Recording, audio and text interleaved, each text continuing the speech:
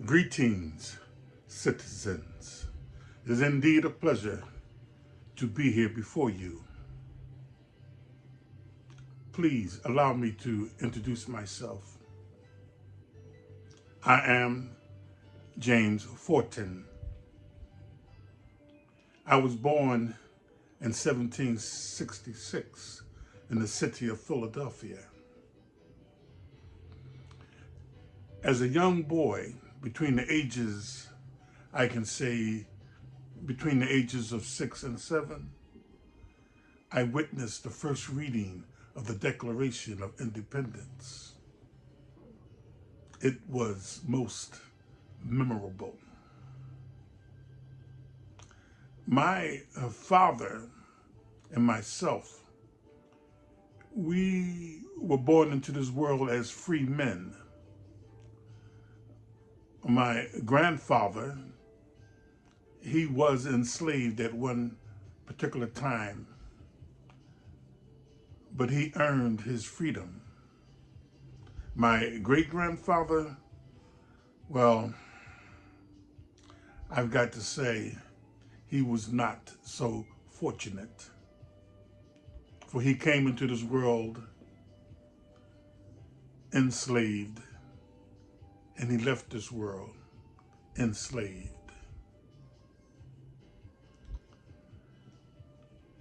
My occupation, how can I put it? I am a sail maker. I make sails. I repair sails.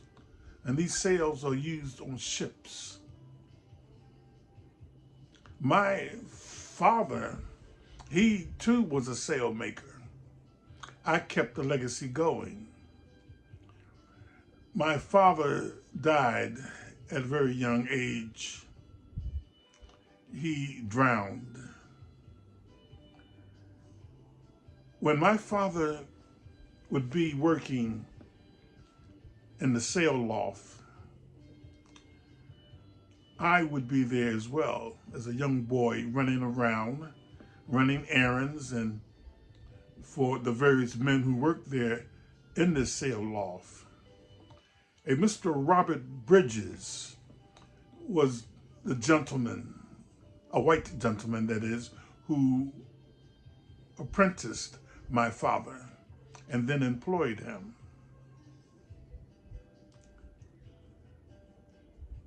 There's something that I have to share with you.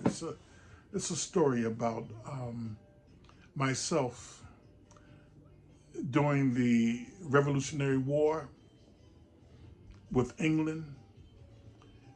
I joined the privateers, which was part of the Navy. Some folks would call us pirates, but in actuality, we gave our allegiance to the United States, to this country, for our freedom. We needed to gain it and throw off the shackles of Great Britain, England. But something unfortunate happened. I became a prisoner of war for 2 years. And while I was a prisoner of war, my time was spent on the notorious ship, and it was a prison ship, mind you. It was called Jersey, or the Jersey. The captain, who was a British subject, an officer, he was the overseer on this ship. I began to know him, and he had 2 of his sons there with him working on the ship, and the one son was about my age, because at that time I was about 14 years old. And the young boy, his son, the youngest one, we became close friends. We played marbles almost every day. But I tell you this much, the conditions on this ship, this prison ship, were deplorable, very horrible. Disease, very little food to eat and water to drink. And I suffered this for 2 years. But when the war was over, I went back home. My father no longer living, my mother and my sister were the closest family that I had at that time. I was in very poor physical condition when I arrived on their doorsteps. Both my mother and my sister were glad to see me, and they nursed me back to health. Now this Mr. Robert Bridges, the very gentleman who, how can I say, he was the same gentleman who apprenticed my father and employed him. And he did the same for me. He offered me an apprenticeship, and I took it. For 13 years, I learned how to sew, how to repair, how to cut out sails for the smallest to the largest vast ships that sail the oceans. And I became good at it. Now, Mr. Bridges decided that he wanted to retire. He was not about to allow his sons or any of his children to take up where he left as far as leaving his legacy to them. He wanted other vocations for his children. At some point, him and I talked.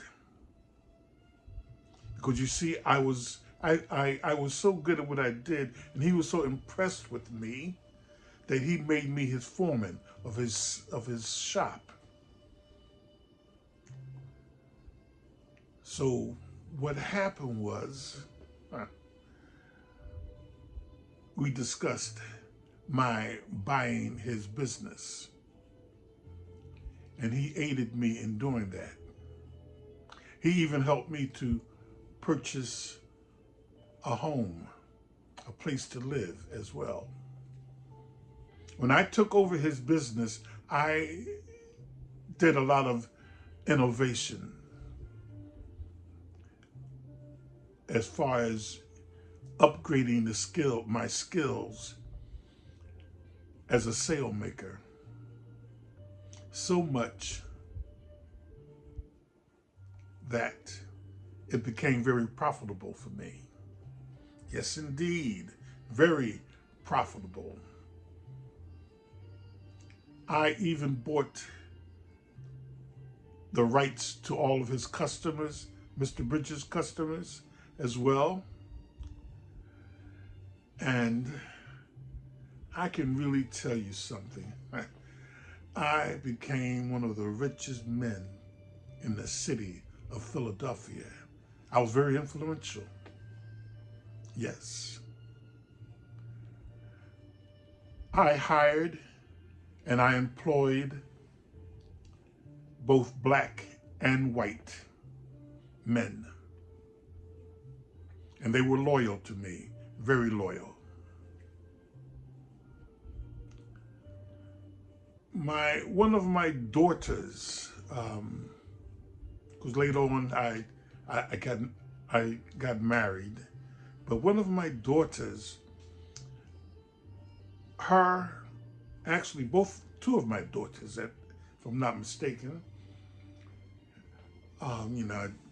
trying to get the cobwebs out of my head. I'm a kind of up there in age, But I do believe that two of my daughters and their mother, they helped to create an organization of women who were abolitionists, who worked in helping other black folks who were in bondage, help them to seek and gain their freedom. And I did the same thing as well. You see, there is a gentleman by the name of William Lloyd Garrison, a white abolitionist. He was the publisher and the editor of The Liberator, a newspaper, an anti-slavery newspaper. I worked for him as well too, as far as writing stories for his newspaper. And a lot of my stories that I authored were of anti-slavery in nature. So this is where I'm at in life. I've seen both the 18th century, and now I'm living in the 19th century. So I've been very fortunate indeed.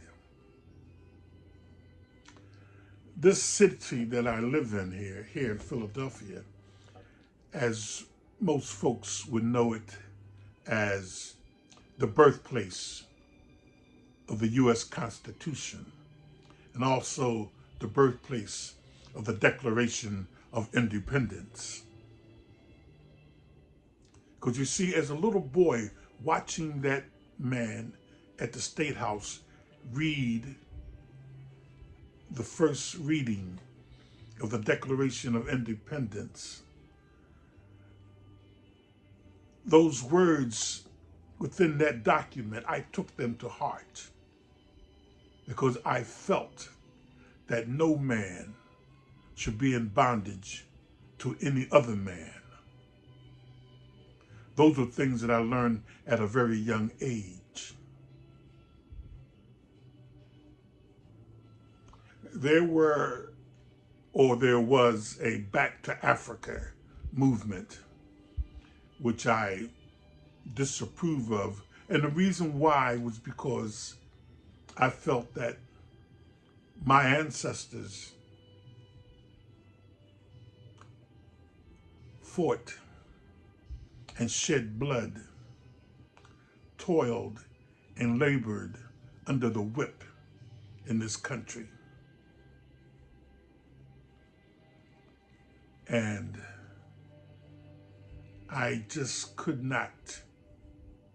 I needed to move forward and turn that into something good.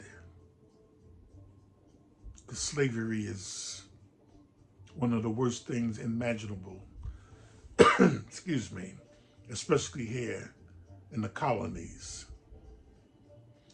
The slavery practice here is one of the worst forms of slavery imaginable. And they call it chattel slavery, where no slave has any rights whatsoever. You are a slave for life.